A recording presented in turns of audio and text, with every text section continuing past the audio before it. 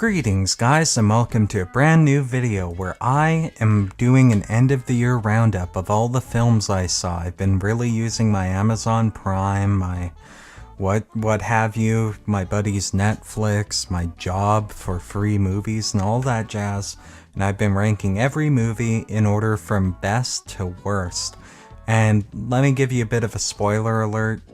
Most of them have been pretty bad this year, so that's gonna be fun. No joke, I just got finished watching another movie. I'm a bit tired. Even if the movies are good at this point, it's a bit much to watch this many movies. I'm often playing a game or drawing while I'm watching these movies, which I know a lot of people are gonna say, oh, you're not really watching them then. Well, a lot of these, yeah, I'm not giving my full attention to, but a lot of them are garbage.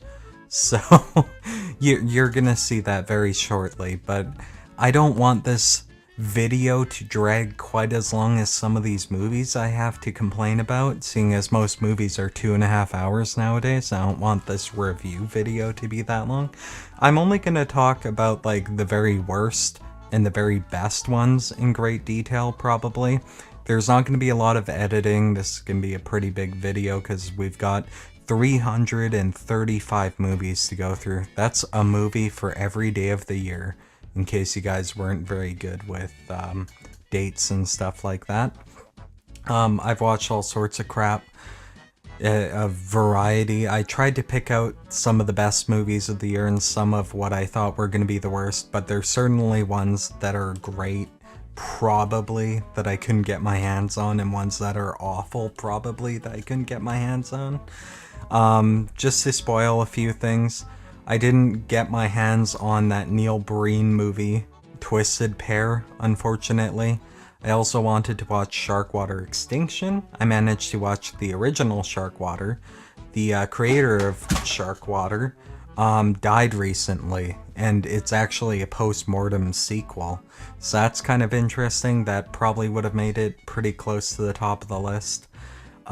There's a few other ones. There's like Chinese movies that I couldn't get my hands on that are apparently really good. I've seen a couple, but not many. But without further ado, let's get right into it, guys. Okay, my target here is 90 minutes, so we're already off to a pretty bad start. I might not remember all these movies very well, seeing as I watched some of them while I was doing other things.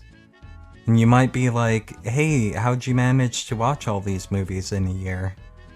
And truth be told, there's this little thing that lets you increase the speed. So if I found a particularly vacuous movie, I'd up the speed. It's basically a cheat, but I still watched the movie, technically speaking. So sitting at 335, we've got Show Dogs. And now Show Dogs isn't technically the worst movie I saw this year. It's not the most painful. It's kind of so bad it's good at parts. But the controversy is basically what brings it down to the worst film this year. If you don't know what I'm talking about, it's probably better that way. You know, keep your kids away from this video, because this probably isn't going to be a family-friendly video for long. But it's your talking dog type of movie. A police dog, canine dog, becomes like a show dog. And his trainer, there's several scenes where the trainer fondles the dog as part of his training, and then the dog has to learn to go to his zen place while it's happening, and basically that's why it's at the bottom of the list. You know, I think I'm not gonna say it was something super malicious rather than something just stupid and really overlooked. So either way, it's at the bottom of the list for basically that. They even had to edit the movie. They had to cut those scenes out and re-release it a week after release. But the MPAA gave the original cut a PG anyways, so whatever. 334, we have Slender Man, Jeremy Johns' favorite movie this year. I couldn't stand this movie. You could tell it was butchered. It was chopped into like a million pieces, and they try to stitch it back together last minute. And just the story doesn't make sense. There's several shots in the trailer that don't even make it into the final movie. There's characters in the trailer who don't even appear in the movie. Another controversy, like real life murders happened, and they still decided to make this movie, but then they realized, oh wait, people might get offended, let's cut out the plot out of this movie so it's not offensive. So basically nothing happens, and you're left with a bunch of meandering shots of the woods, and the color palette's just hideous, it's all drained. Slenderman appears like 2 times in the whole movie, it's really stupid.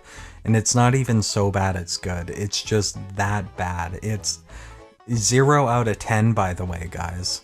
We're at 0 out of 10 on my scale. IMDb doesn't let you give zeros, but I'm giving zeros for these ones right at the bottom here.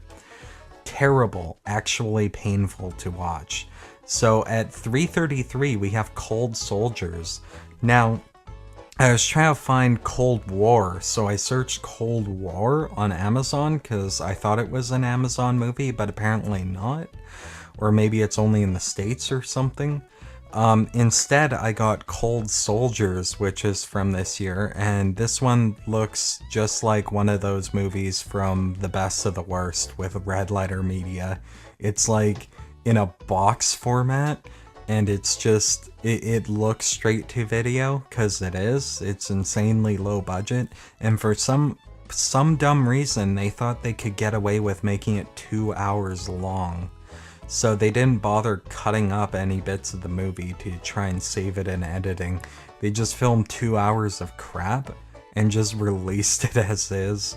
The acting is bottom of the barrel. This one's another painful one to sit through. And 332, you guys heard me whine about The Nun, most certainly. I put out a review of it. Well, even lower on the list is Curse of the Nun, which isn't The Nun. It's not related to The Nun or The Conjuring at all. I think it's just some knockoff that was somehow whipped together right after The Nun came out. I'm not even sure. I didn't even bother to look up much about this movie. It's just a dumb movie with a bunch of jump scares with a creepy nun. You know, but it's even more vacuous than the actual Nun movie, because that one actually attempted to have a plot. This one doesn't really. So 331, we've got Nightmare Shark, which for some reason I believe got renamed to Curse of the Dream Witch, or vice versa. I found it as Curse of the Dream Witch. Actually, I found it as Nightmare Shark, but on IMDb it said it was Curse of the Dream Witch. I don't know, this movie's awful. I think there was something wrong with the version I was watching. I was watching it on YouTube, and no, it's not a YouTube movie. I think to avoid like copyright or something, the auto detection, they adjusted the audio levels, so the music's way too loud, and you could barely hear the audio whatsoever otherwise, like the people talking. So it's impossible to understand anything, and then when a jump scare happens, it blows out your eardrums. It's basically like playing Five Nights at Freddy's 4, so... I don't think that's the way the movie originally was, so I'm not going to fault it for that. Instead, I'm going to fault it for being a completely vacuous piece of crap with barely any plot, and it's just characters going from point A to point B with various jump scares thrown in the mix, but not many, and not much conflict altogether. Kind of all happens at the end, and I don't even remember many of the specifics, and I watched this movie 2 days ago, so. At 330, this one doesn't really count. Now, this one's called Poon Raider, and it's an obvious parody of Tomb Raider, and it's not the only Tomb Raider parody we're going to be covering, but I thought it'd be funny to put one of these porn parodies on here to see if these movies could actually end up worse than the porn movie. And I actually think, even if you're asexual, You'd get more out of the story in Poon Raider than the previous films I just mentioned. I found it more entertaining, but yeah, the plot doesn't really make sense. It has similar problems to Slender Man, except with a lot more sex scenes as the non sequiturs. So yeah, that's Poon Raider. Also, the main character, she's trying hard to look like Lara Croft, but she really doesn't. Romina, 329. Romina is one of the worst horror films I've seen this year. And the production quality actually looks pretty good, but that doesn't save it. Basically, it's every cliche you could think of, but with the pacing just thrown completely off. Like, nothing happens for the first 2/3 of this movie. It's kind of very similar to Slender Man in that way. And then a bunch of crap happens, and too much happens too quickly. There's too many twists, and then it's just done. And it's stupid, and I believe this one was like 70 minutes, but it dragged despite being so short, and nothing happened for the first 2/3. So yeah, this one should be the worst movie this year, but believe it or not, those previous ones I mentioned are even worse. So let's go right on to the next one, 328. We have Avengers of Justice Farce Wars. And now I think this is the reason people are complaining about superhero fatigue. I mean, I'm getting it now. Like, did we need Avengers of Justice Farce Wars? Probably not. It's just a dumb parody of Suicide Squad for some reason, even though it's an Avengers reference. Yeah, it's all Suicide Squad from what I remember, and very low energy, low budget, which is fine. You know, low budget can be funny, but there's just no effort. There's nothing clever about the presentation or the execution or the writing or anything. It's just very, very, very straightforward. 327, we have Shrek Retold, and I can understand if you guys like this one quite a bit. I didn't like it. I didn't find it terrible. It's one of those so bad it's good experiences. Definitely doesn't replace the original Shrek, that's for sure. But it's not really supposed to. Shrek Retold is sort of a fan project with, I believe, 200 people working on different parts of the movie, and it doesn't go together very well. It's kind of abrupt when it switches from some really high quality knockoff anime style that's actually really fluid and nice to like some garbage claymation crap like that someone whipped up together like as their knockoff Robot Chicken skit or something. Or just someone saying ha ha ha instead of having an actual scene. You're looking at my face and I'm just describing it. It's just like certain elements of this are done exceptionally, and certain elements just miss entirely. Like there's a sheer it's almost way too diverse to like, it's just insanity. It's lolrandom and it's kind of hard to get into. At 326, we have Shopkins Wild, and this is like the emoji movie of this year, because Shopkins are basically just, oh, here's a bunch of things to buy, a bunch of consumerist garbage to buy. And this movie's just, oh, look, all the Shopkins are interacting and whatever. I forgot what the plot even was. There was a bad guy who wasn't really a bad guy, kind of like Smiler from Emoji Movie. It's basically Emoji Movie of this year. Terrible movie. So at 325 we have Alien Predator from the Asylum, I believe. It seems like a very Asylum movie either way. Alien Predator is obviously trying to confuse people with Alien versus Predator, so they think it's related somehow.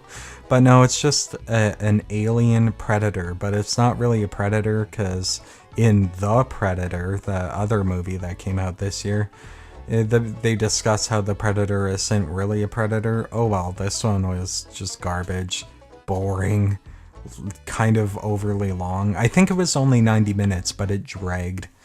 Barely anything happens. There's a bunch of generic military guys doing generic military things. It's a ripoff of the original Predator, but not done well at all, and it has a very, very low energy ending that is like super anticlimactic. Basically, it's like the ending of Predator, except if Arnie didn't kill the Predator, and if the Predator just said, okay, you can go now, you've succeeded, bye, I've killed all your friends, but see ya. And the guy was like, okay, you killed all my friends, but, you know, cool, I won, I'm just gonna go now, and then they roll the credits. Anyways, 324, we have The Farm. It's an exploitation horror film, kind of like Hostel or whatever. The cinematography, I guess, is fine, but the plot is just, it's like discount Robert Pickton. They kind of show the bad guy too much. He kind of loses his mysticism about him, or like any sort of, like, he's not scary. They just show him too much, and he's like an average Joe, but he's a psycho, and he's just kind of messed up, and it's just not entertaining to watch. I don't know. 323, we have The Rake, which is another dumb horror movie. I don't even remember what The Rake was. I think it was some sort of curse on this lady, where she gets attacked by a monster called The Rake or something. That's about all I remember from The Rake. But 322, we have a movie which I believe was produced by T-Series, I think. They had a T-Series logo before the Amazon Prime startup anyways. I don't think they made the movie, but they like paid to get the rights to it or something. Love Yatri, A Journey of Love, which was originally called Love Rati. I guess Love Will Take Over, but there was controversy over that name. So yeah, this is a really, really bad Bollywood movie. Basically everything that's wrong in a lot of cliche Bollywood movies with none of the benefits. It's not fun at all. It's just really loud, obnoxious. There's nothing but dance after dance and just like a bunch of music videos strung together, and a very uninteresting love story between like this guy and some hot chick that he's got the hots for.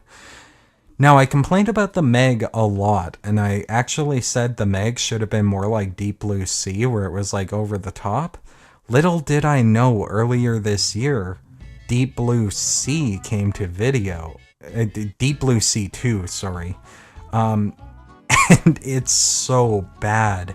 It's essentially just a hard reboot of the original, but the sets are really puny, so it lacks the epic scale and the epic budget of the original. There's no Samuel L. Jackson or LL Cool J. It doesn't have that star appeal. It's just the same movie, but they take it way too seriously this time around. There's no standout moments or anything. It's just a generic shark horror movie. It's not very funny, not even in the so bad it's good way. I don't know what they were thinking making this movie, honestly. I think they completely misunderstood the appeal of the original. They needed to make it a horror comedy for it to work. Kind of like The Meg, but The Meg sucked as well, so... yeah. So next we have Yamla Pagla Diwana First C. Or, I probably mispronounced that, but I don't really care. I think this is the only movie on the entire list that I didn't finish all the way through. I think I made it an hour through and quit, because it was just so boring. I think it's a sequel, but like none of the characters are from the original. It's like a completely new cast, so how is it a sequel? What's it a sequel to? I couldn't tell you. It's just basically this guy bickering with his dad or something and trying to get his dad to move out. Again, I didn't finish the movie, so I don't have the complete story, but from what I hear, it's not very good anyways, so... Next, at 319, we have Lake Placid Legacy. Now, I haven't seen any of the other Lake Placid movies. Apparently, this did the Halloween thing of retconning out all the other sequels and just saying, no, this is the new second installment. Except that none of the characters are from the original Lake Placid. So it's not really much of a sequel at all. Basically, it's just them saying, look, we know all the other ones are bad, so we're going to retcon those out, and we're going to give you another terrible movie that's barely watchable. In fact, this one's not funny at all. These ones that are 0, I wouldn't even recommend, like, ironically. I'd say they're literally just a waste of time. And Sci-Fi seems to put out a lot of this crap. I think there's more sci-fi movies I watch. I think I've seen like 3 sci-fi movies this year, and they were all pretty bad if I remember correctly. Next up at 318, we have The American Meme, and this is the first documentary this low on the list. And the reason it's so low is because it's so vacuous, and I might be mistaken. They might have talked about a bunch of memes. They kind of did. They mostly talked about Paris Hilton, though, if I remember correctly. It was mostly talking about outdated, washed-up celebrities, and they're blabbing about all the likes they get on the shit they post, their shit posts, essentially. Just not an interesting documentary at all. I might say it's one of the worst documentaries I've seen. It's available on Netflix, of course, so you can watch it there. 317, we have Time Jumpers, and I don't remember this at all, really. I think it was about like a young black kid who gets like a time-controlled device, and then he uses it, and things happen. I don't know, I think this was an Asylum film. It was either Asylum or one of those TV movie type dealios. Very low production quality, very low budget. And they didn't use anything creatively. Sorry. Yeah, gonna be a lot of parts where I kind of fumble my words here because I'm not gonna edit this very well. But I love The Cabin in the Woods, so of course I had to watch The Cabin at 316. The Cabin is like Cabin in the Woods, except it's not wink wink at all. It just is that thing, and it thinks that thing is cool and entertaining and gonna get them lots of money. But The Cabin just sucks. It's everything wrong with modern horror films. It takes all those cliches that Cabin in the Woods makes fun of and just does them. And it just completely...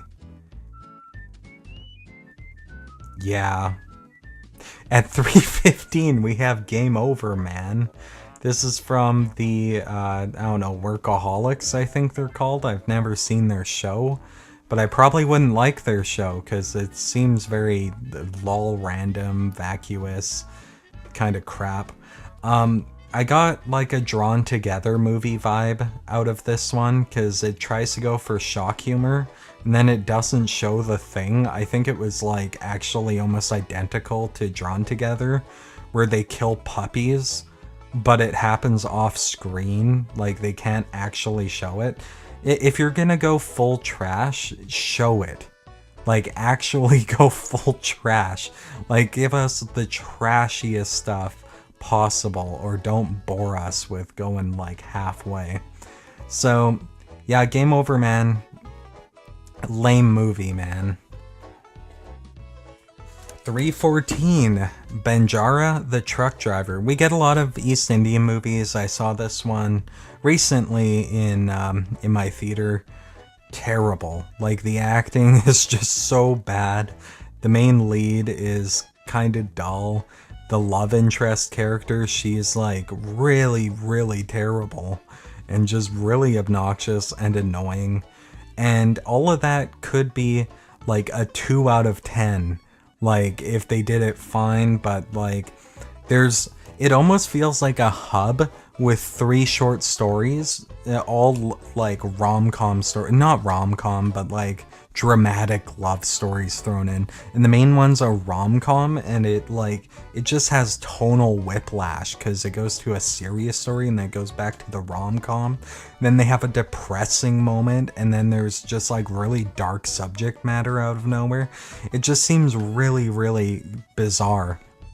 And a lot of the action sequences are really, really, really cheesy. The cinematography is just awful. And the ending is bizarre. I've never seen a rom-com, and with the 2 love interests not getting together, she gets totally snubbed by the guy at the end, and then they roll the credits, and it's like, what are you doing? At 3:13, we have Alien Siege. I believe this is another Asylum movie. I believe they put out 2 movies this year that have Alien in the title, and this one's less bad than the previous one, but it's still terrible. Still a 0 out of 10, I think. I think we're still in the 0s out of 10s, by the way. Gives you a good idea of how this is gonna go. Terrible movie. Very dull. Whatever, let's move on. There's not much to talk about it. You hear the title and you know what movie it is, essentially. Or at least that's how I feel.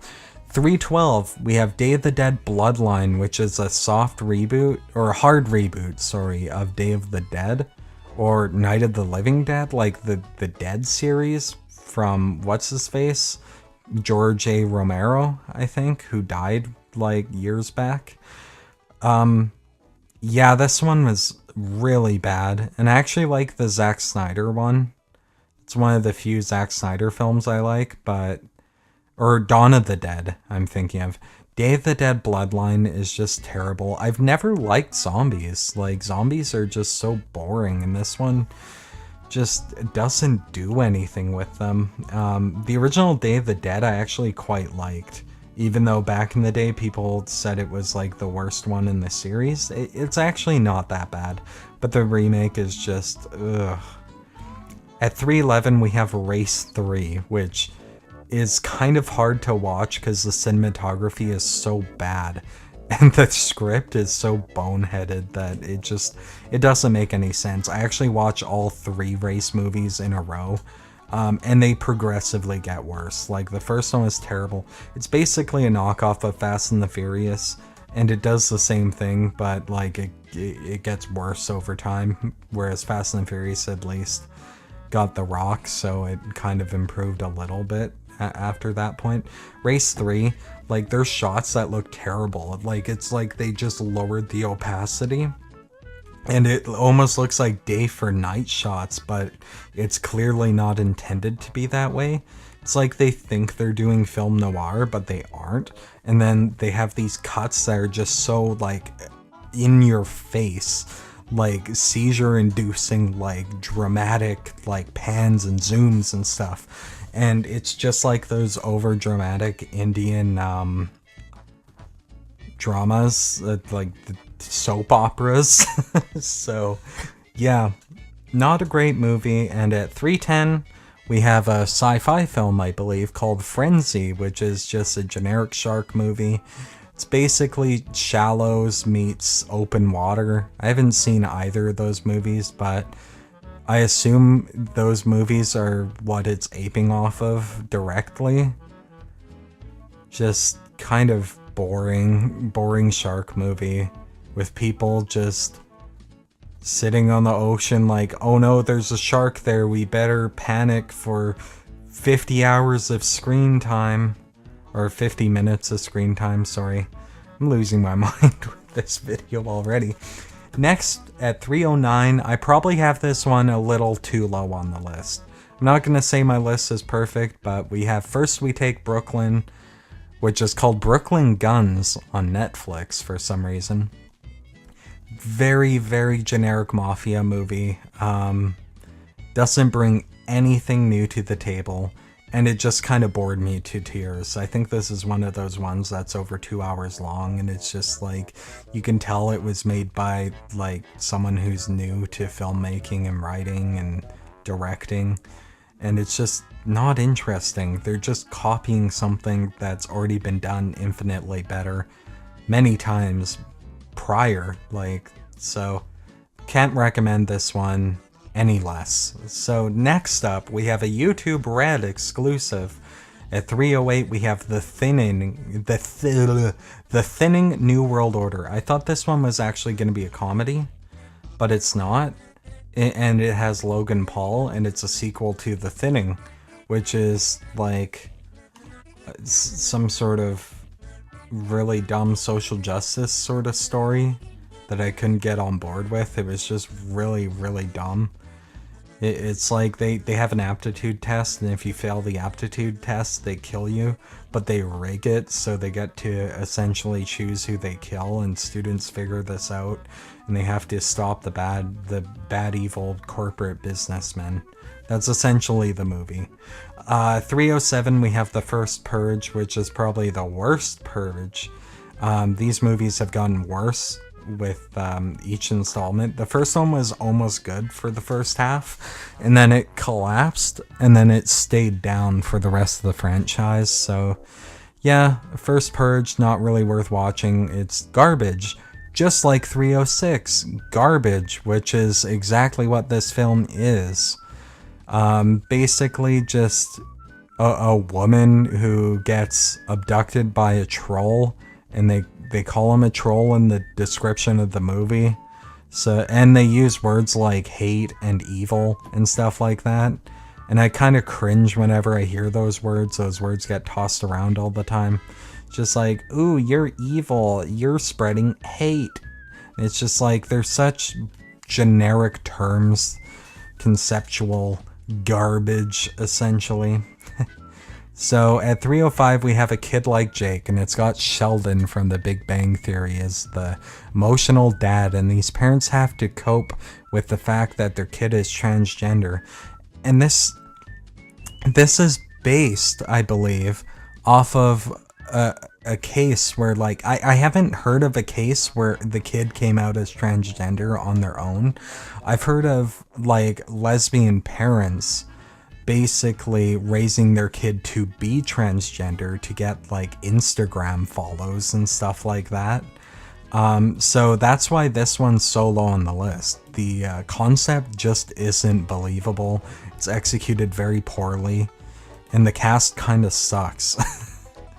So at 3:04, we have the most bizarre take on The Little Mermaid ever. Maybe it's more accurate to the original, but the acting is just so campy. Like, the ending especially is just such garbage. It's cut in such a way that it's kind of confusing what's going on. They clearly had a limited budget. They wanted to do something a bit more ambitious, but hey, if you have a little bit more talent, you could come up with creative shots with the budget you have, essentially, instead of picking an ugly shot and just going with that. So 3:03, we have Jeffy, and I don't remember what this one was. It was like a dumb rom-com or something with this chick and her boss, and she like torments him or something. I don't know, I barely remember this one on. So at 3:02, we have My Teacher, My Obsession. And this is kind of an exploitative film, as you can tell from the title. So yeah, it's kind of exactly what you'd expect and nothing more, and it feels like a TV movie. So at 3:01, we have The Open House, and I barely remember this one at all. There's so many horror movies with houses and crap, and they all have very similar titles. I don't remember what the gimmick was with this one. So let's just move on to 300, Tomb Invader. Now we have our other Tomb Raider knockoff here. This one's actually got a Lara Croft lookalike in it who kind of looks like Lara Croft, but she's called like Diana Channing or something like that. This one sucks, as you'd expect, but it's better than these films lower on the list, and it's kind of a guilty pleasure. You could find entertainment in this one. It's kind of so bad it's good. At 299, we have Astro. I think Astro might have been worse than Tomb Invader, actually. because I just remember not liking it one bit. It's just kind of a garbage, pretentious premise, and I think it's another one of these Asylum movies, but it took itself too seriously, it seemed. At 298, we have Future World, which I believe is no, it's not an Asylum movie, actually. No, it's just a terrible Mad Max knockoff mixed with, like, Suicide Squad. Just barely watchable, and has everything wrong with it that you'd expect, given that combination. At 297, we have End of the World, which is exactly what it sounds like. Just another dumb mockbuster movie from, I believe, the Asylum again. And at 296, we have Avengers Grim Time Wars, which I bet you can guess what that's from. That's another Asylum parody. And it's a sequel nonetheless. And I watched the other one too, and they were both terrible. So at 295, we have Spinning Man. I don't even remember what this one was. I think it was a horror movie. I don't know. It sure didn't stick with me if it was. 294, we have Target. And Target's like a ripoff of Saw. But it's like done in a comedy style, which is basically my terrible Saw knockoff called Hacksaw. But it isn't as funny as you might expect. It's kind of low energy. There's a few moments here or there where it kind of shines, but not all that much. At 293, we have Social Animals. Now, Netflix put out a bunch of crap this year, a bunch of rom-coms and like light comedies, slice of life. This is one of those, and those don't stick with me at all. Like, I don't remember any of these character names. The plot, I don't know. It's just people doing things, living their life. Boring. 292, we have another documentary called The Rachel Divide. This is about that Rachel chick who basically is trans black. She believes she's African American even though she's not. And this is, like, why would you make a documentary about this? Like, who cares? This is like what's wrong with our society nowadays, that we care about these sorts of nothing sort of things. Which brings me on to the Gilligan Manifesto at 291. Gilligan Manifesto is sort of a guy going on a mad ramble about Gilligan's Island and about how it's like super political even though it isn't. He basically goes on these crazy tangents and he puts on his tinfoil hat and just basically shows clips from Gilligan's Island and says it makes these bold like leaps in logic on what these things mean. Just kind of a really dumb documentary, honestly. At 290, we have 27 Gone Too Soon, which is another crap documentary. And this one's supposedly about the 27 Club, about musicians who died at age 27, like Janis Joplin, Kurt Cobain, Jimi Hendrix. Problem is it doesn't dive into that like mythology at all. It just talks about these musicians and like how they're so beloved and like their accomplishments and stuff. It completely misses the mark. 289, we have Father of the Year. This is like one of those Adam Sandler brand comedies, I believe. Garbage. I believe it's with David Spade. And I just don't really find him funny. And he's like old, and he's a bum now. And he's just, they're all kind of miserable. And they're just not funny. So 288, we have Megalodon, and Megalodon sounds like what The Meg should have been called. Because The Meg sounds like the cheap mockbuster version of Megalodon. So, yeah, Megalodon managed to be worse than The Meg, though, I'll say that much. It's a garbage movie, barely watchable at all. 287, we have I Feel Pretty with Amy Schumer, and boy am I sick of Amy Schumer comedies at this point. She's not very funny, she's really obnoxious, really pretentious. This movie tries to go for like the self-deprecating humor, doesn't do it very well, she just still comes off as arrogant somehow.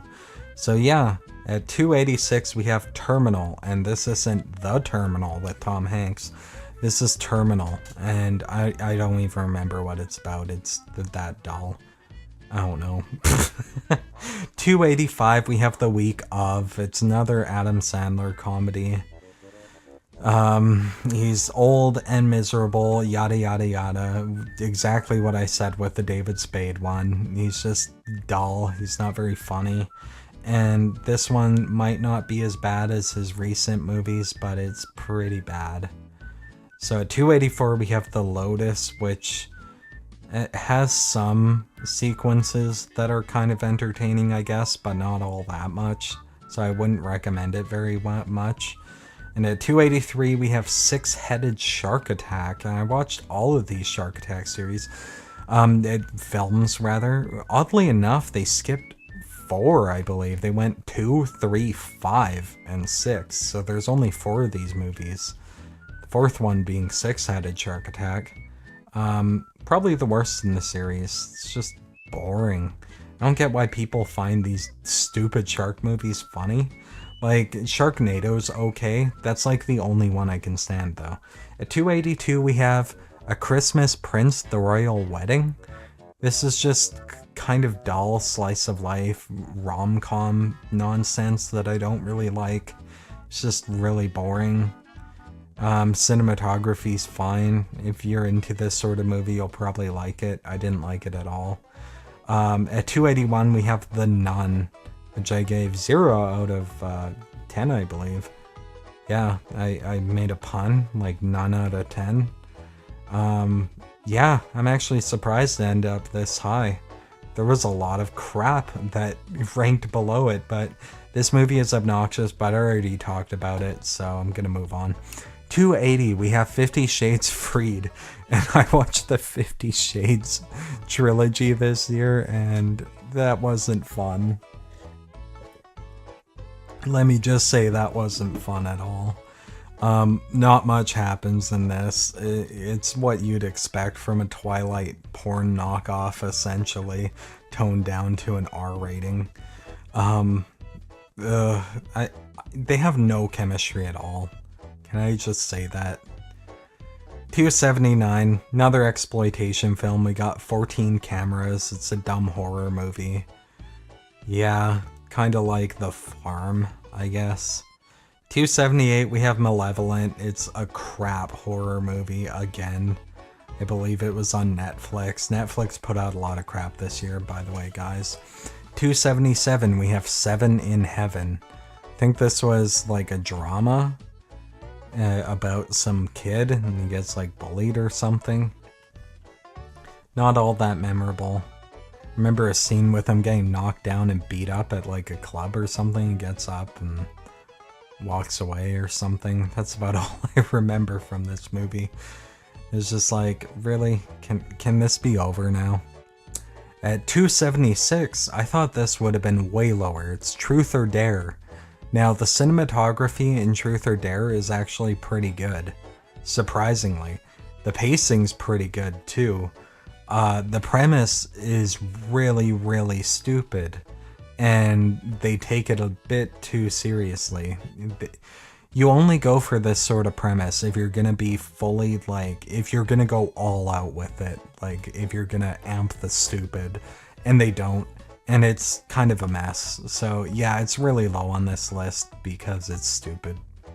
Essentially. I mean, it's Truth or Dare. How do you make a horror movie out of Truth or Dare? You might as well make a hide and seek horror movie. 275, we have Dude. And now it's not like Dude, but it's like Dude.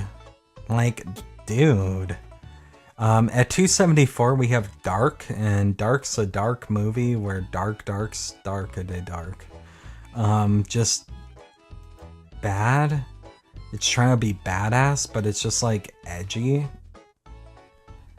And it's boring. And I didn't even know the hero was the hero until 15 minutes into the film. At 273, we have To Each Her Own. Le Goût et les Couleurs. which is, I believe, about a guy who wakes up one day as a woman. No. A guy who wakes up in a woman-dominated world. So it's like that really cringy episode of Red Dwarf, but not nearly as funny and not nearly as aware. It's like it's actually trying to send a message, but men don't actually act like that, and it's very obvious when he goes to that world, essentially, and the women are all like all like sexist pigs, essentially. 272, The Campus. I don't think anyone's seen this movie.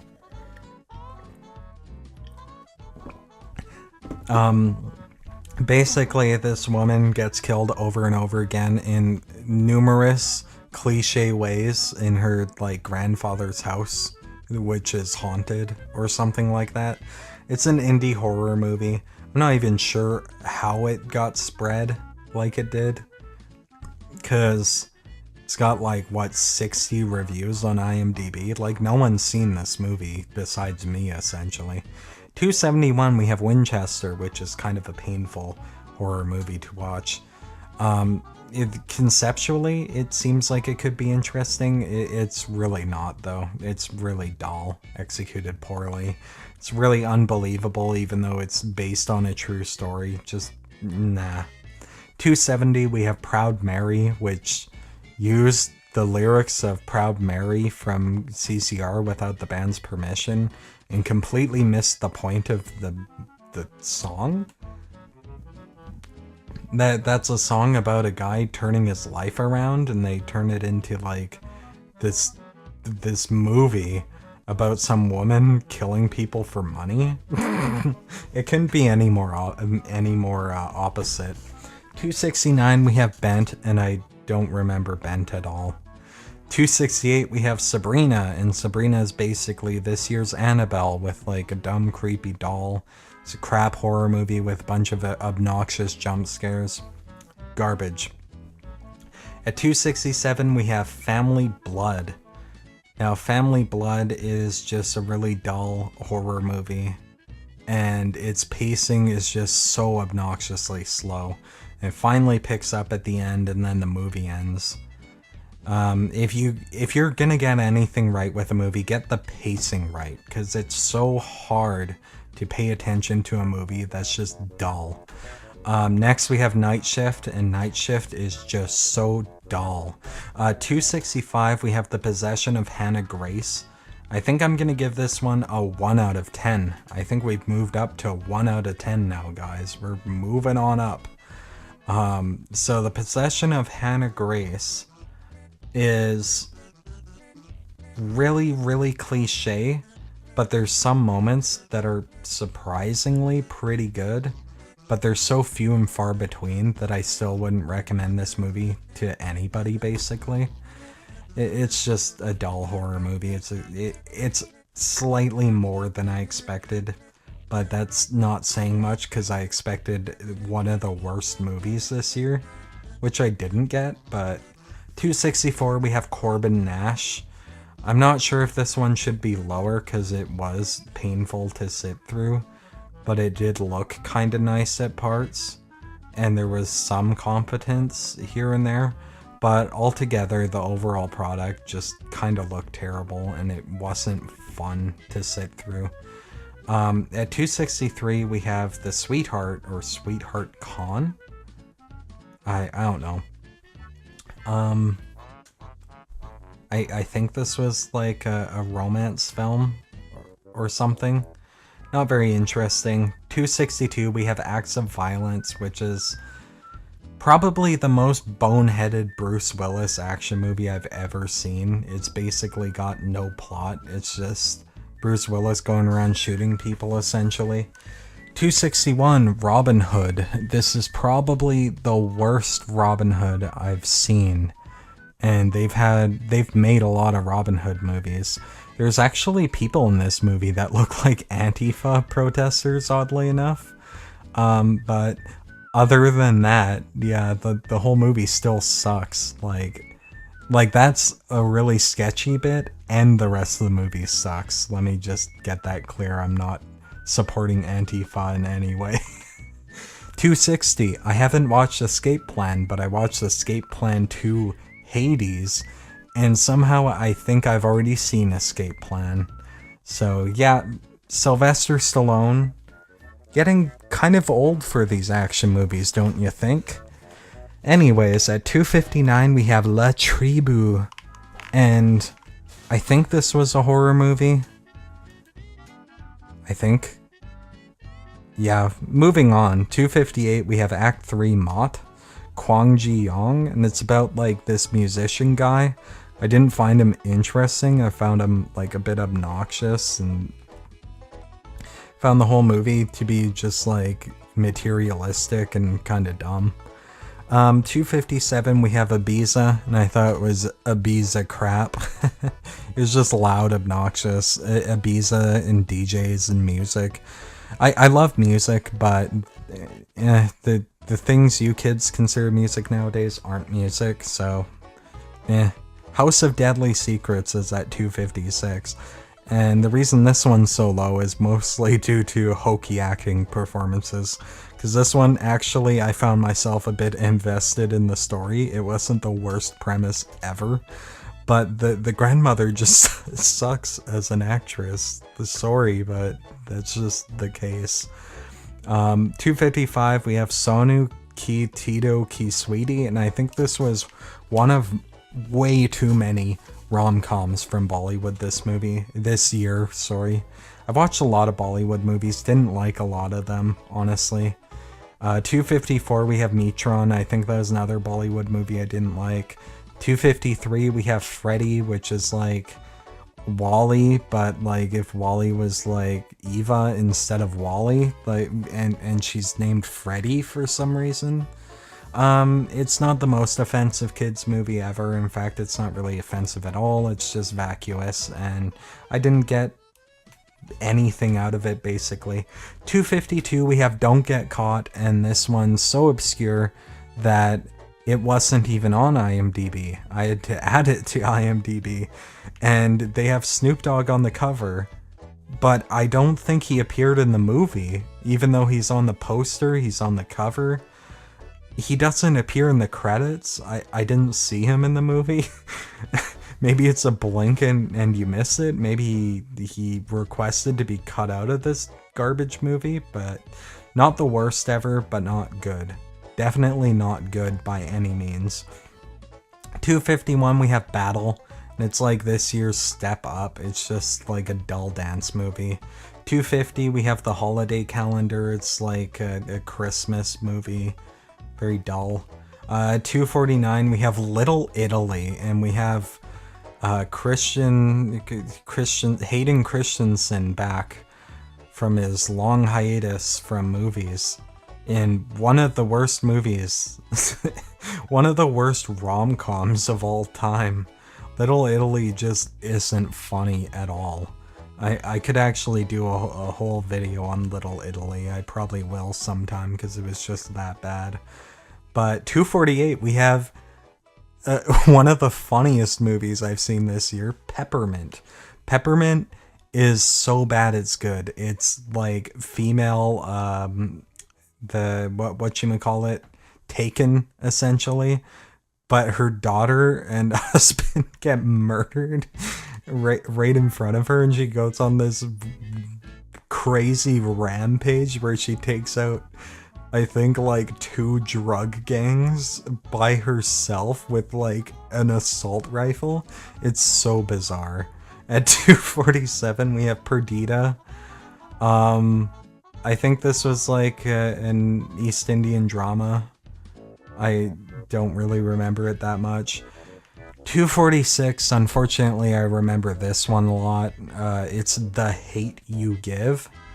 It's just basically a cop hating movie, like basically to teach your kids like don't respect the police, and the police are out to get you and they're gunning you down, so don't respect them and resist arrest, essentially. which is gonna get your kids shot. Let me just give you a heads up there. 2:45, we got Samson. And Samson, David told me about the story of Samson, and it's actually kind of interesting. And I'm not a religious person. The movie sucks. They didn't, like, hearing the story was like, whoa, that's really interesting. Watching the movie was just like, oh, when's this gonna end?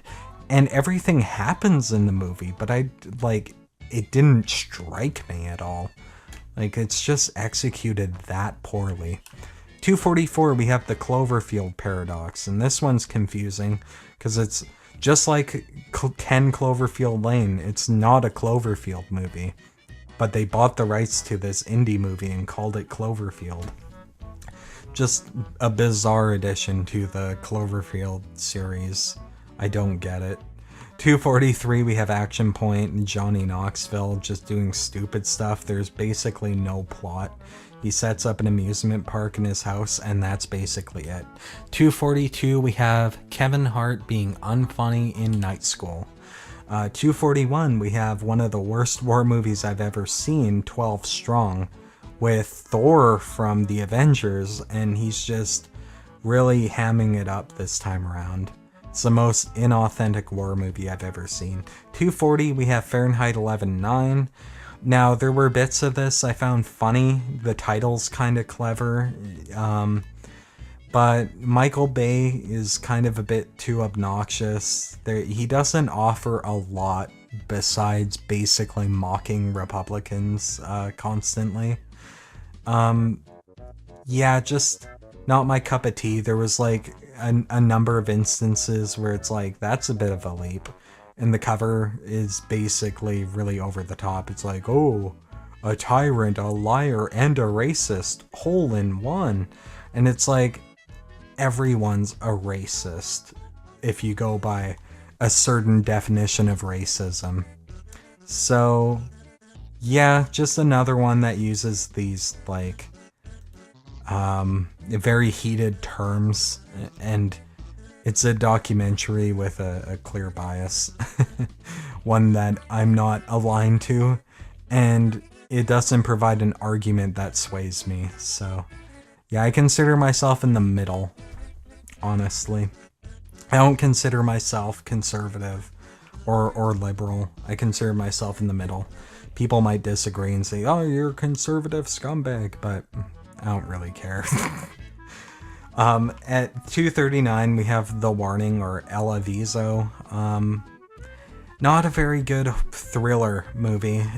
Basically, this kid is going to get killed by fate itself, and only one guy believes it.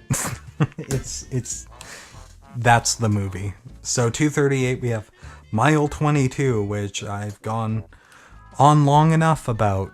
It's just a crap action movie with a really dumb twist. 2:37, we have Silencer. A bunch of, like, WWE people, I believe, in another action movie. Generic, like, oh, there's a bad guy, we gotta shoot him. Basically that level. 2:36, we have Kukoi the Boogeyman, which wasn't horrible. Had some good visuals, I guess. Not great, though.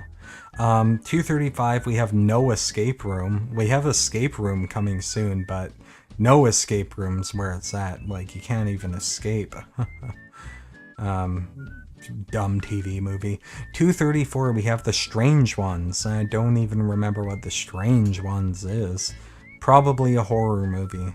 2:33, we have When We First Met. It's a dumb rom-com that wasn't funny, wasn't very romantic. 2:32, we have Edge of Fear. This was like a doll action movie, I believe. Yada yada yada. 2:31, we have 2:11. 2:31 is 2:11. Yeah, try and wrap your brain around that. This is a Nick Cage movie I don't think a lot of people saw. It was kind of hard to find it, but I was determined to see it. It has one pretty good emotional sequence, and the rest of it is bad. 2:30, A Wrinkle in Time is just garbage. Oprah Winfrey shows up as a giant, and she's not even making eye contact with the kids, so yeah, not even well put together. It's a flop by Disney standards. 229, we have The Predator, which is directed by an actor from the original. It's just garbage, and it essentially mocks the people who would want to go to see it immediately when you get into the movie. So not a good movie at all. 228, we have The After Party. Dumb comedy, whatever. 227 is The Meg, garbage shark movie that I didn't like. 226 is The Outsider. It's another Jared Leto movie. I can't stand Jared Leto's acting. He's a really overrated method actor, and his music sucks too. 30 Seconds to Mars is garbage. 225, How to Get Over a Breakup. Soltera Codiciado. Just a, like, comedy. Yeah. 224, The Kissing Booth. Another dull rom-com. Not much to say about it. 223, The Legacy of a White-Tailed Deer Hunter. Had potential to be interesting, but it basically came off as, like, Hunt for the Wilder People, but completely garbage. At 222, we have Incoming. And I think we're going out on that. Now, 221, Candy Jar, another dull rom-com, I believe, with like teenagers or something, students, yada yada yada, nerds. 220, we have the stupidest title in the world, The Most Assassinated Woman in the World, La Femme la plus assassinée du monde. Just not an interesting story at all. It's just about this woman who stars in plays where she gets assassinated and people are getting murdered in the real world, and oh, is there a connection? Probably not. 219, Solo: A Star Wars Story. I've talked basically thoroughly about why I hate this movie. 218, Insidious: The Last Key. I actually rate higher than Solo. Yeah, it's garbage. I don't get why they keep making these prequels. It's dumb. 217, I'm Not an Easy Man. I was mistaken about that one lower. I think I was talking about I'm Not an Easy Man. I think I'm Not an Easy Man is the one where the guy ends up in a female-dominated society. So yeah, everything I said about that, here instead. And I don't know a thing about that other one. Oh, that other one was just a dull, like, thing about, like, a woman, like, converting to Judaism, I think. I found it really boring, I think. 216, Pacific Rim Uprising is complete garbage, a complete waste of time. There was like one moment I chuckled where the robot does a thumbs up. That's it. 215, The Titan is so slow, just a waste of time. Doesn't get interesting until like the last 2 minutes of the movie. 214, we have like Father, dumb comedy. 213, Nutcracker in the Four Realms is really boring. It's down there with Wrinkle in Time. 212, How It Ends is really dull. I Am Legend sort of knockoff. 211, Love for Sale is an East Indian comedy rom-com that people really liked. But I'm just sick of those now because every East Indian movie is like a rom-com or like a marriage movie or something. Come up with something new. 210, Book Club, basically about old people reading 50 Shades of Grey. Not interesting. 209, 5-Star Christmas. I don't really remember this one. Generic Christmas movie. 208, Savita Damodar Paranjpe. I can see why people would like this one, but it's just way too over the top. It's silly. 207, Hunter Killer. I didn't like this one. Yeah, maybe the set's authentic. It looks kind of cool. Story wasn't engaging. Boring. 206, Pataka. I don't remember this one. Probably had a lot of generic tropes with like a lot of music numbers and all that jazz. 205, Nostalgia is just so boring. It's so slow. It's probably the most boring film this year. It had some good things going for it, but it's just smothered and boring. 204, Puppet Master, The Littlest Reich. It's just edgy, offensive for the sake of being offensive. 203, we have President Evil, and I only found the pun funny. It's essentially a ripoff of Halloween, but with a guy dressed up as Donald Trump. That's the whole joke for 90 minutes. It gets very old very quickly. 202, we have Extinction, and Extinction was another one of these generic end-of-the-world movies. Boring. 201, I accidentally came across this one and had to watch it. Fishtronaut, the movie. Pioxanata o film. Not as terrible as I was expecting. 200, we got Mowgli, Legend of the Jungle. And this one's confusing. It's like another remake of The Jungle Book, and this one's just so tonally, like, dark that it feels like a kid's movie with suddenly inappropriately violent moments thrown in. 199, Forever My Girl, is like a really dull movie, and I remember the trailer saying, if you like this director's movies, you'll love this one. In other words, it's a garbage movie that critics didn't like, so they had to come up with something positive. 198, Teen Titans Go to the Movies. 197, Next Gen. A very inappropriate kids movie, actually. It had a lot of swearing in it, oddly enough. 196, Sherlock Gnomes. Ugh. Really? Ugh. I think we're at 2 out of 10 now. Yeah. Jurassic World Fallen Kingdom is the worst 2 out of 10 movie here. Just, it felt like 2 movies Frankenstein together. And one of them was kind of decent, and the second one was pure trash. 194, we have Ocean's 8, which was terrible, and the actresses were accusing people of being misogynist for giving it bad reviews. And it's just a bad movie. So yeah. 193, Peter Rabbit. Like, it's just another generic, dumb, animated kids movie. 192, Sarah Burgess is a Loser. I just watched it because of the blunt title. It's not funny beyond that. 191, Batman Ninja. This one's so dull. Like, it's such an easy premise to get right, but they just don't. It's just so boring. It's just a waste of time.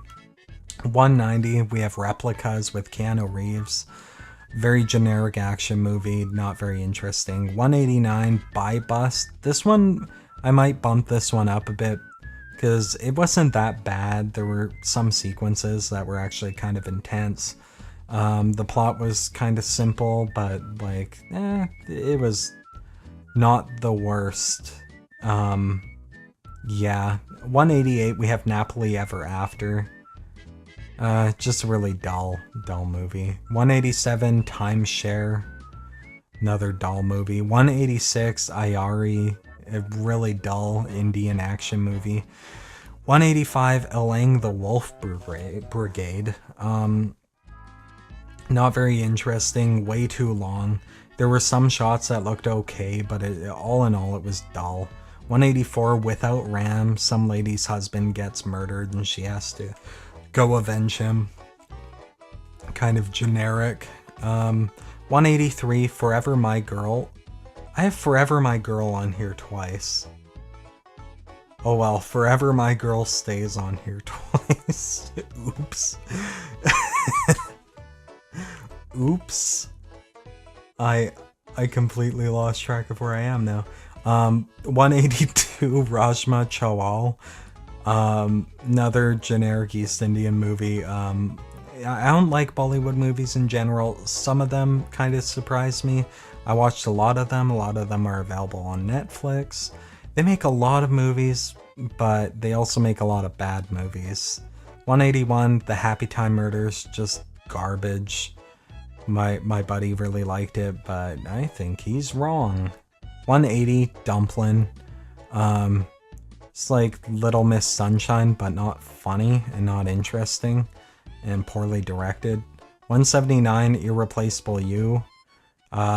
Just kind of a dull, like, drama romance film. 178, Karwan, goes on way too long, and the pacing is so slow, and the set designs just are so dull. 177, Contalonic. I watched this one just because it would be funny to say. Garbage horror movie. 176, Desperate Cowboys, Call for Desperate Measures. 175, Godzilla, City on the Edge of Battle. Gojira, Kessen Kito's Shuku Toshi. Not a very good movie. This one might even be lower than that. Very dull. It's all just like, oh, look at the pretty visuals. That's it. 174, Battle Drone. Just special effects, essentially. Like, battle drones, essentially. Wait, no, I think the guy was the battle drone. I don't even got this movie straight. But yeah, dull movie.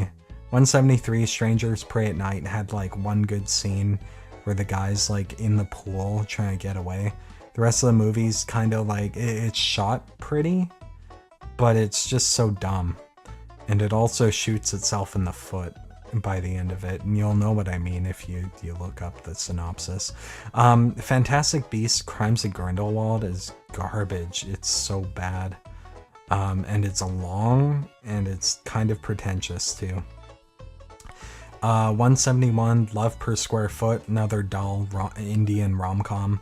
170, In Darkness, not interesting. 169, Skyscraper, not nearly as like entertaining as I was expecting. Not even so bad it's entertaining. 168, Mute is really dull, kind of pretentious too. 167, Mr. and Mrs. 420 Returns. Now this title sounds interesting, but it's basically just, it's not 420 Blaze It. It's like 420, you're a dishonest person in the Indian Penal Code. So yeah, just kind of got swindled into watching this really dull, overly long rom-com.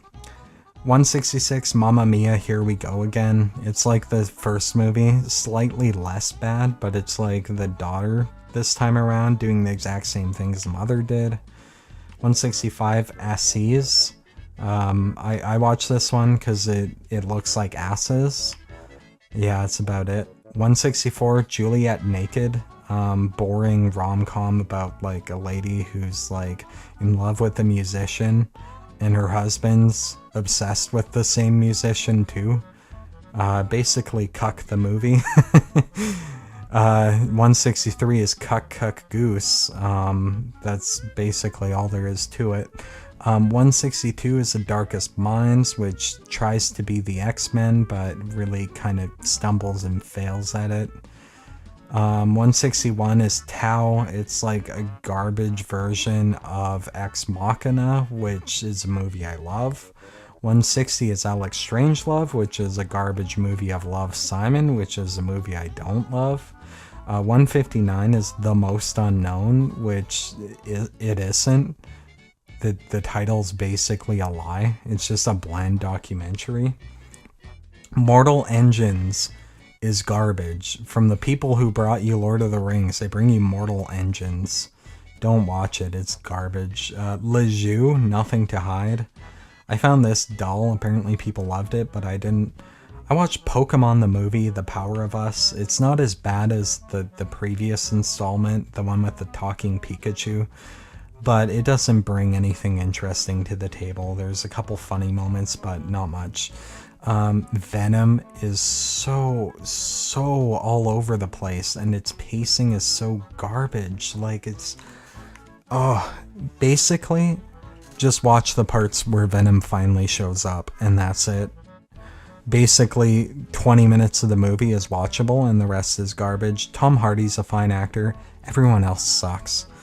Donna Pani is... It's fine up until the ending, where it has some of the worst green screen effects of all time. 153, Mary Queen of Scots was just boring.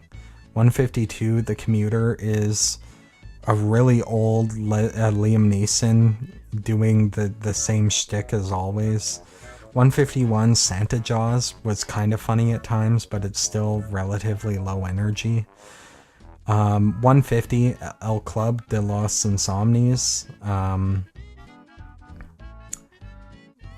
Just a sort of comedic drama movie that was kind of dull. 149, The Package, is really dumb, but it knows it's dumb, but it's still bad. 148 is Tag. It's just garbage, and it's like trying to be... Wait, we're at 3 out of 10 now, by the way, guys. Tag is not very good. It thinks it's delivering a cool message, but it's not really. It's just a bland comedy. 147, Under the Silver Lake, really dull, overly long, like fantasy story, I guess. Not even fantasy, really.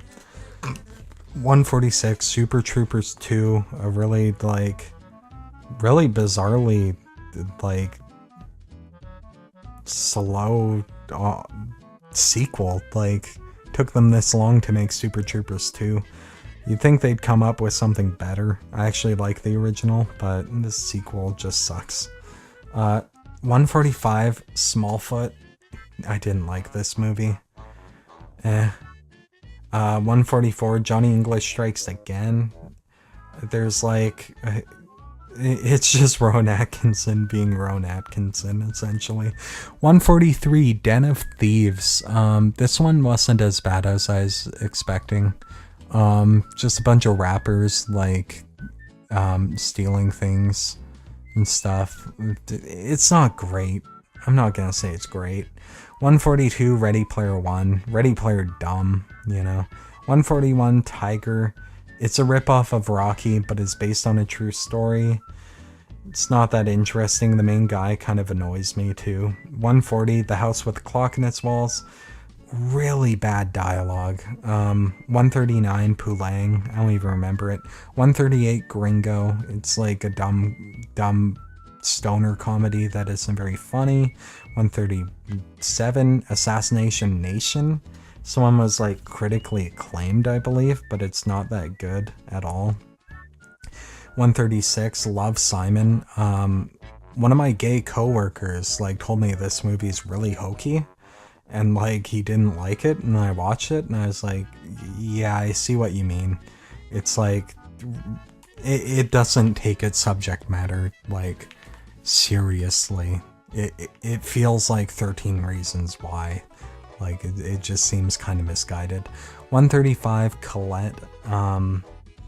Dull. Really, really dull biopic. I wouldn't recommend it.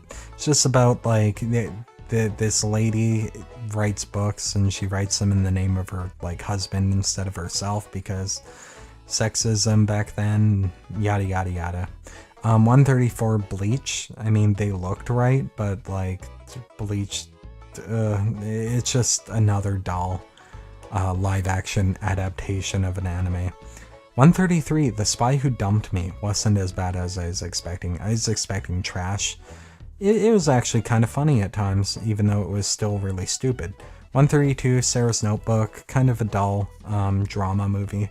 131, The 1517 to Paris. I think this is like the worst Clint Eastwood movie I've seen. Not that great. Kind of dull. It's a bit too long, even at 90 minutes. This is like a story you read in the newspaper and go, 130, Maze Runner, The Death Cure. Better than I expected. There was like an emotional moment. There's a couple of interesting twists. Not great all the same. 129, Happy Anniversary. Not very interesting rom-com. 128, Early Man. Not a very funny movie, and I usually like these Wallace and Gromit guys. 127, The Christmas Chronicles, generic Christmas movie. 126, Princess Switch, another, like, dumb rom-com. 125, 22nd July.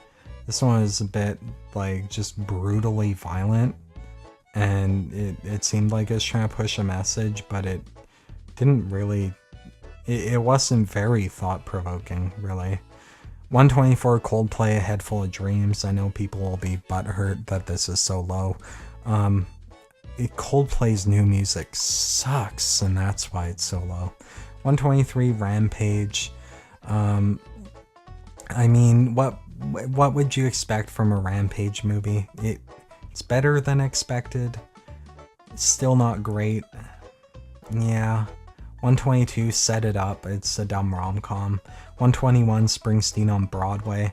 This one's not really much of a movie, is it? It's just Springsteen goofing off with a guitar and a piano, and he's telling stories, and he's kind of saving his energy through the whole thing because he's like old and out of breath all the time.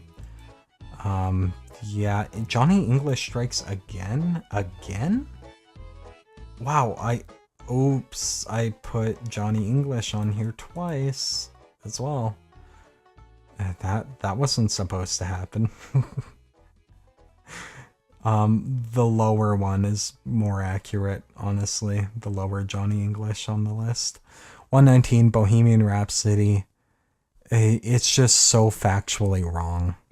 118, Van Jagar Ulagam. I don't remember this one very much. 170, Sabyasachi. He's got like an arm controlled by his twin brother he absorbed in the womb. It's not as funny as it should be. 116, Anon. Kind of interesting, but they don't delve into it very much. 115, The Kindergarten Teacher. There's one scene towards the end that's very, very interesting, and that's about it. 114, Bird Box. Kind of dull. Not terrible, but not great. 113, Man Marzion, Husband Material. Boring romantic movie with unlikable characters. 112, The Angel. Dull horror movie, I think it was. Oh well. 111, Gun City. This one didn't even get the guns right, but that's because Spain has like dumb gun laws. But if you can't do a movie because of your country's laws, then maybe try a different movie. Try making a different movie then. 110, Sicario, Day of the Soldado. I didn't like this one, but it's not as bad as I remember it. There's cinematography in it that's done really well. It's actually paced pretty decently, but there's bits of it that just had me scratching my head. There's characters that are unlikable. The ending kind of sucks. 109, Amateur. I don't remember that one. 108, Hotel Transylvania 3, Summer Vacation. Better than I expected, not great. 107, Calling All Earthlings. Yeah, aluminum foil hat sort of movie. 106, Equalizer 2. Has one great emotional scene. Movie completely falls apart at the end. 105, Christopher Robin. 4 out of 10, I think we're at now. It's so mediocre. Very, very mediocre. You might like this one. I don't really like it. 104, Tomb Raider. Not as bad as I was expecting. Not a terrible movie. I was expecting much worse given the reviews I heard. 103, Goosebumps 2, Haunted Halloween. Again, better than I expected. There's parts that made me chuckle. The poster looked crap, but like the special effects in the actual movie weren't terrible. 102, Black Panther. I feel like I have to defend this one quite a bit, but I don't really have time to. So yeah, I didn't really like this one. Found it a bit obnoxious, really long, it really dragged, and it felt confused. 101, Operation Finale was like the most boring World War II movie I've ever seen. 100, Lust Stories. I had this one higher, but honestly it was a bit sloppy, a bit rough around the edges. 99, Black Klansman is pretty good. Up until the ending, where it just goes like on a rant about Trump out of nowhere. It doesn't fit into the time period of the movie at all. It's kind of bizarre. 98, The World Is Yours, Le Monde à Toi. Kind of dull. 97, The Land of Steady Habits, another kind of a bit dull. It's got moments, but it's not great. 96, Padman is kind of trashy, and that's kind of why it's high up here actually, because it works comedically. but it's not that great, really. 95, Vadhayan? I don't know how to pronounce that. Kind of funny, but it's another marriage movie, very generic. There's funny moments from here and there. Not great, though. 94, White Boy Rick. I was expecting more out of this movie. Kind of dull. Not that great. 93, Love Gilda. I don't even know who Gilda is, but it's a documentary about her. She was a comedian, I guess. She is a comedian, I guess. Not a terrible documentary, but not incredible either. 92, and it's from CNN Films, so. 92, The House That Jack Built. Kind of a dim-witted attempt at looking into the mind of a serial killer. It's kind of Dexter for dummies, essentially, and it's way too long. 91, First Match. I didn't like the premise of this movie. It didn't make sense to me at all. Like, this woman's gonna get back with her dad, who abandoned her, by joining a basketball team. I didn't really understand the driving force behind it. 90, Crossroads, 1-2 Jaga. I didn't like this one as much as a lot of people did. 89, The Last Sharknado, It's About Time. I like this one a lot more than a lot of people did. It's a guilty pleasure. It's kind of funny. 88, Apostle, isn't terrible, but it's not that great. 87, Aquaman. Oh, there's just way too much CGI. The film's a bit too long. It drags. It tries really hard to be fun, but because of that, it ends up not being fun at all. So yeah. 86, Bumblebee. Not directed by Michael Bay, so it actually turned out pretty good. 85, Batman Gotham by Gaslight. Not that interesting. It turns out it's not that interesting, really. It's just an alternate universe Batman set in a steampunk era.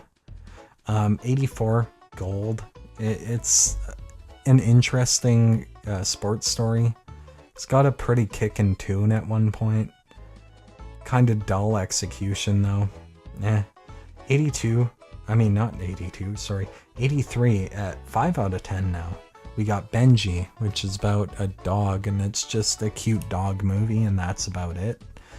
82 is Sorma, and Sorma was kind of boring, aside from one point that kind of brought it above Gold. 81 is Outlaw King. This one was kind of dull. 80, A Futile and Stupid Gesture. Kind of interesting subject matter. The execution wasn't great, though. 79, Helka. I don't remember this one. 78, RBG. It's another CNN Films thing, but it's kind of an interesting story. A little bit boring, but yeah. 77, The Miseducation of Cameron Post. Now, I didn't watch Boy Erased, but apparently this is like a worse version of it. So, yeah, basically just about gay conversion therapy. Yeah, interesting subject matter, but it could have been done a lot better. 76 is Alpha. I already talked about this one a bit. I didn't really like it. It was a bit hokey at times. 75, The Grinch. Probably the best Illumination Studios film since Despicable Me. That's not saying much. It's still not great. 74, Clovage Killer. Steps on interesting ground, and then it completely misses the mark by the end. So 5 out of 10. 73, I think we're at 6 out of 10 now, so this is actually films that I would start to recommend. 6 out of 10's okay. So Skin. It's a bit heavy-handed, but it's okay. 72, Forgive Us Our Debts. It's like a decent movie, but the subject matter is really boring. I wasn't really interested. 71, Padmavat, originally Padmavati. There's basically terrorist groups in India trying to like murder people over this movie, and it's so dumb. Like, What is wrong with you? Kind of mars this movie quite a bit, that sick, like, deranged lunatics are gonna give people death threats over making a movie. Like, whatever. 70, Sankashta Kara Ganapathy. I don't remember this one very well. 69, Private Life. Not terrible, just not interesting subject matter. 68, Happy as Lazaro. A lot of people love this movie. I found it a little dull. It's not my cup of tea. 67, Sabellum Iblis Minjiput, Made the Devil Take You. This one actually got surprisingly good by the end of it. So it bumped it from like a 3 to a 6 right there at the end. Very effective imagery by the end. 66, Come Sunday. I think this one's actually underrated on IMDb. It's got good critical reviews, but like users don't really like it. I thought it was fine. 65, Six Balloons. Again, a little dull, but whatever. 64, Suicide Squad Hell to Pay. Much better than Suicide Squad. Still not amazing. It's still kind of confused, but not terrible. 63 is Tully. It's an okay drama about like this lady hiring a nanny, a babysitter. 62 is Halloween. There are effective moments in it, but all in all, it is kind of dumb. 61, Tifa in Trouble. This one was kind of stylish at parts, but not really enough to make up for the parts where it really drags. 60 is Manto. I don't remember this one very well, actually. 59 is Caliber. I believe that was like an action drama. It was highly acclaimed, but I thought it was just okay. 58, Death of Superman. It was okay. Death of Superman was pretty decent. Pretty violent for a PG-13 movie, actually. 57 is Braven. This one has some really good action towards the end. On a relatively small budget, I'd assume. It looked low budget, but it was effective. Pretty smart. 56, Too Macabre, The Making of Elvira, Mistress of the Dark. Just a documentary on the making of Elvira, essentially. It's fine. 55, Ralph Wrecks the Internet. Not amazing, not amazing. Kind of disappointing sequel. 54, Incredibles 2. Once again, pretty disappointing sequel to a fantastic first film. 53, Instant Family is fine. It's an okay movie.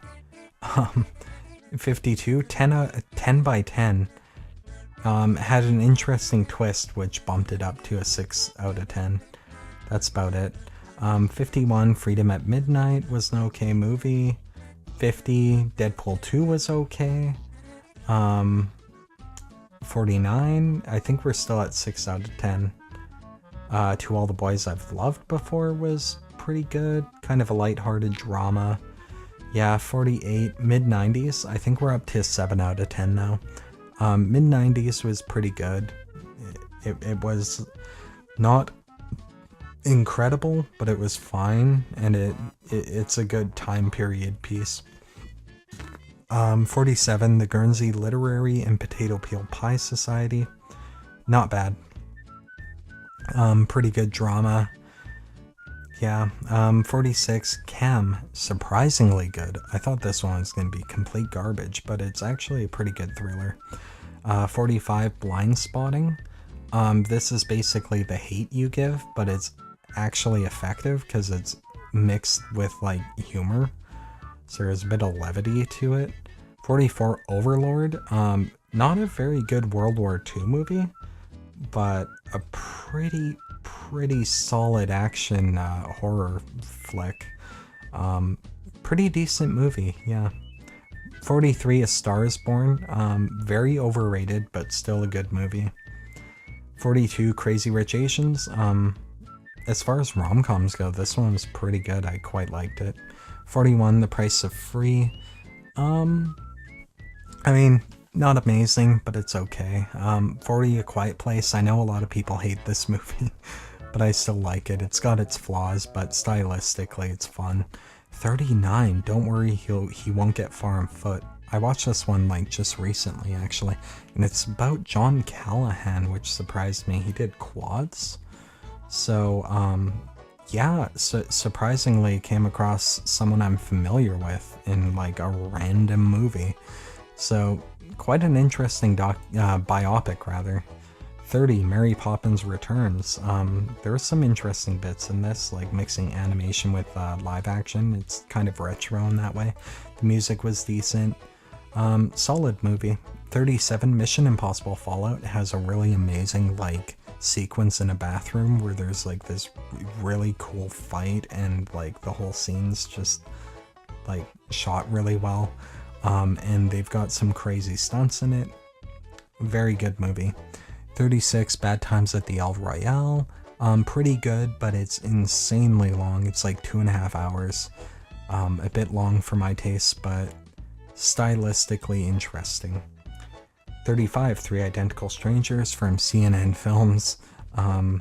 Interesting story, and it's a documentary. It's about these three twins, or triplets, I guess. They were supposed to be quadruplets, but one of them died in the womb. Pretty interesting story. So yeah, 34, American Animals. This one's pretty fun, and it's based on a true story. And it kind of mixes styles really well too. This is what Ocean's 8 should have been, basically. 33, Leave No Trace. It has a really good ending. That's basically why it's so high on the list. Very, very clever story. Simple. It's very good. 32 is 8th Grade from Bo Burnham. I wouldn't have expected Bo Burnham to make a good movie, but here we are. 8th Grade is pretty good. It's pretty funny. Quite like it. And hey, you know, props to Bo Burnham. 31, Upgrade is quite a stylish movie. I mean, it comes in bursts, but it's effective. It's a good action movie, essentially. 30 is Widows. It's not amazing. I think it's a bit overrated, but it's still very good. 29, The Guilty. Quite an effective thriller. Simplistic, low budget, interesting, and clever. Yeah. 28, Won't You Be My Neighbor? Documentary on Mr. Rogers, and it's pretty dang good, so recommend that. 27, Game Night is surprisingly very good. It's probably one of my favorite stupid comedies, and it's stupid, but it consistently hits with its dumb jokes all the way through. Highly recommend. 26, White Fang, Croc Blanc. Interesting wolf story, actually. And I read The Sight, and I think The Sight took inspiration from White Fang, actually. So, yeah, interesting story. That's why it's up here. The animation style's nice and interesting. Very good. 25, A Simple Favor. I didn't expect this one to get so high, but here we are. It's actually really, really good, in my opinion. Not amazing, but really good. A little rough around the edges at parts, but it's just so much fun though. 24, On My Skin. Really weird true story behind this one. Highly recommend it. It's quite dark. This guy basically gets arrested for possession of marijuana and he turns up dead. It's basically about that story. 23, Dogman. Quite good. The picture looked really drained and ugly through the whole thing. 22, once again, very simple story. I appreciate when a Bollywood movie doesn't blow my ears out with millions of songs. So, clever, minimalist story. Interesting. Yeah. 21, Sorry to Bother You. Very fun movie. Yeah, very fun movie. In fact, we're at 8 out of 10 now. This one has very funny moments. It's really over the top and absurd. I'd highly recommend it if you like those sorts of movies. It is kind of messed up at parts, but that's part of the fun. So 20, we have Searching. Very, very surprisingly effective use of social media in a film, finally. Basically, if you've seen Your Movie Sucks' review of it, he's spot on with it. Excellent movie. Finally, proper use of technology in movies. Very sort of minimalistic, very impactful, and it feels authentic all the way through. There was no part of it that popped out to me as like, that's fake, that's movie nonsense. So very clever, very interesting mystery movie. Highly recommend. 19, Parmanu, The Story of Pokhran. It's about like military tests in India. Very, very stylistically interesting, great shot composition, great cinematography, very mature, nuanced Bollywood movie. Quite fun, despite sounding really boring from its premise. 18, Animal World. Basically rock, paper, scissors, but mixed with Yu-Gi-Oh! Surprisingly fun. 17 is Ant-Man and the Wasp. Huge improvement over Ant-Man. They do a lot of interesting visual stuff in this one, and I highly recommend it. I was not disappointed with this one. 16, First Man. Now, I know this one's kind of controversial, but all in all, it's a very good movie. They shouldn't have cut the ending with, like, the American flag on the moon. That's silly. That kind of, like, I was kind of weirded out when the movie kind of cut that bit out, because that seemed pretty important. But all in all, very, very effective movie. Very interesting and surprisingly accurate, given how secretive Neil Armstrong was, actually. 15, Operation Red Sea. Surprisingly, a very, very well done war movie from China. It's got kind of low reviews on IMDb, but I really liked it. There's quite an emotional scene towards the end. The gore was really effective. Yeah. The Ballad of Buster Scruggs is quite a funny movie. It's funny right out of the gate, and it keeps it up. So I highly recommend it. Even if you don't like Western movies, you'll probably get a lot out of this one. This one's very creative and very cool. 13, this is kind of a cheat. The Other Side of the Wind was like filmed in the 70s, but it just came out this year. One of the best movies this year, and it's not even made this year, not even made this decade, not even recently, but interesting movie. It's kind of funny how it lines up with the actual guys, Orson Welles' real life issues at the time, kind of tongue-in-cheek in that way. Revolutionary for the time, but like since then it's sort of been copied, even though the original film didn't get released till just now. So it's like a mockumentary, essentially. Yeah, it's basically what it is, a mockumentary about an aging filmmaker who is basically supposed to be Orson Welles making this movie. So yeah, 12, Hereditary is an excellent horror movie. Very good. There's a twist halfway through, and it's just one of the most shocking twists I've ever seen in a horror movie. 11, The Night Comes For Us was quite interesting visually.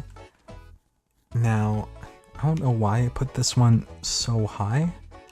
I think I was quite invested in it, but it's not a long-lasting type of one. It's not one that like really, really sticks with you like Hereditary does. So maybe I might have overrated that one a little bit.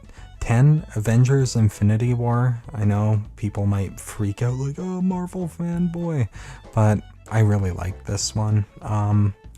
They somehow managed to make it work with such a huge cast and only 2.5 hours to spare.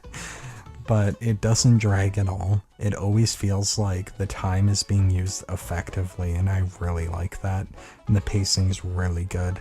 And the villain is excellent. Thanos is an excellent villain, and that's something that Marvel usually doesn't get right. So, 9, Dying to Survive. Quite an interesting drama from China, I believe. Basically about this guy selling cheap cancer medication to people who are dying of cancer.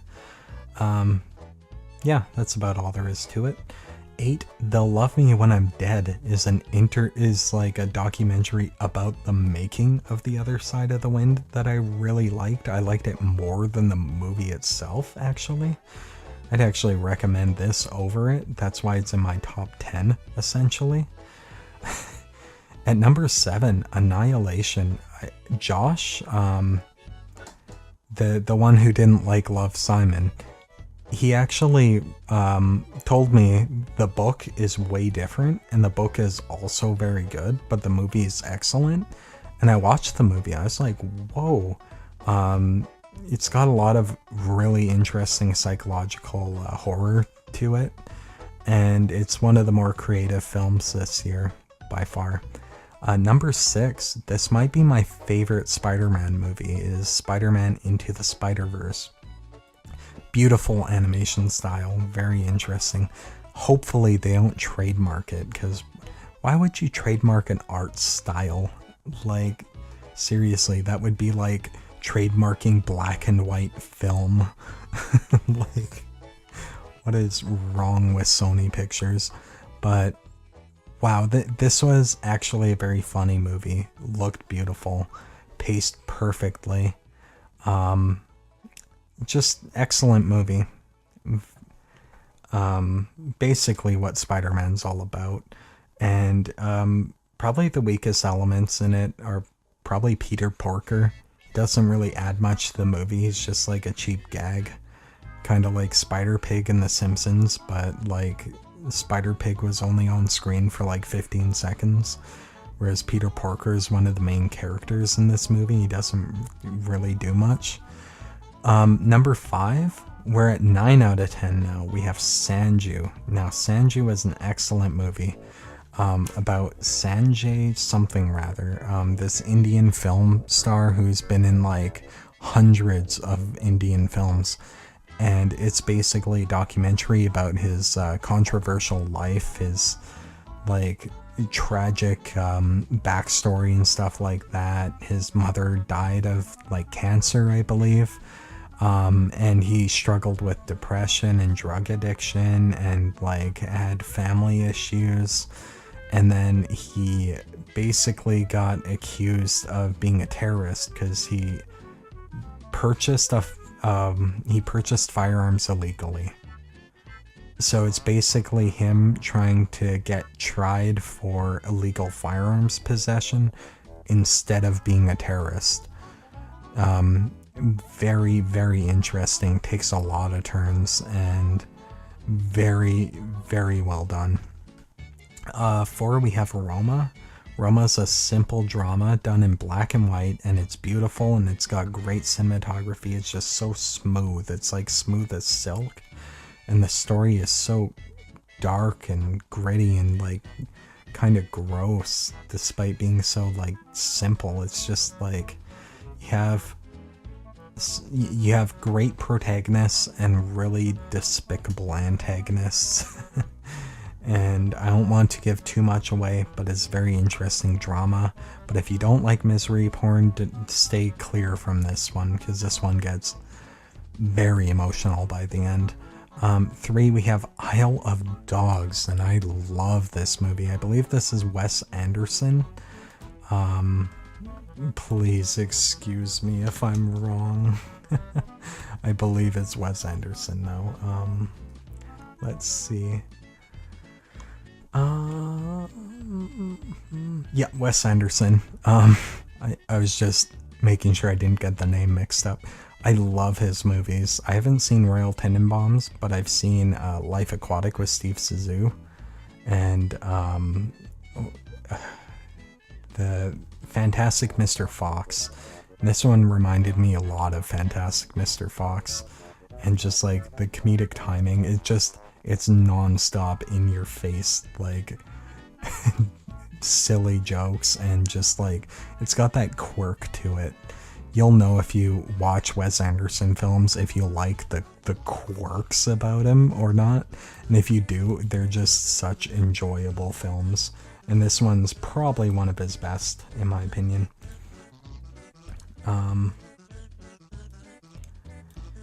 At number 2, we have Creed 2. And I was actually expecting this one to be good because I saw the trailer. I was like, wow, this seems like a really well put together movie. But trailers usually are misrepresentative of the final product. The movie's actually really good. I gave it a perfect 10 out of 10 actually. It's like a low 10 out of 10, but it's shot really well. You can really feel the punches when these boxers are punching each other, and it just like, it takes the very limited like Rocky material and pushes it to its limits and adds like a lot of drama that I didn't expect out of it. And it's just really well done. The comedy is really natural as well. The dialogue's really well written. Sylvester Stallone did an excellent job, and so did the main character guy. And at number 1, we have And Hadhun. And Adhandhun, I said that wrong, but it's basically about this blind guy who finds himself in a crime scene. He has to report this crime that he didn't witness happening, but it's a sort of mystery thriller, and I can't really say much more without giving important plot details away, but there's a lot of twists throughout it, and it's really well done, and it's really clever, and the shot composition, like the cinematography's like brilliant, and it's just like, ooh, this is really tense, ooh, this is really clever, and it's not like trying to wow you with like spending money on special effects or anything. It's just really cleverly put together. It's a well crafted vision, and it's my favorite film this year. Simple as that. But I've almost been going on for 2 hours now. That was my top films this year. My voice is just so sore. Ah. But anyways, guys, thanks for watching. I hope you found this video useful. You probably disagree with my picks here. I haven't seen everything this year, so maybe you guys saw things that I didn't see. So, but anyways, all the ones that were 6 and above, I'd probably recommend, and you guys would probably enjoy even more than I did, because I watch way too many movies. So, thanks for watching, guys, and bye.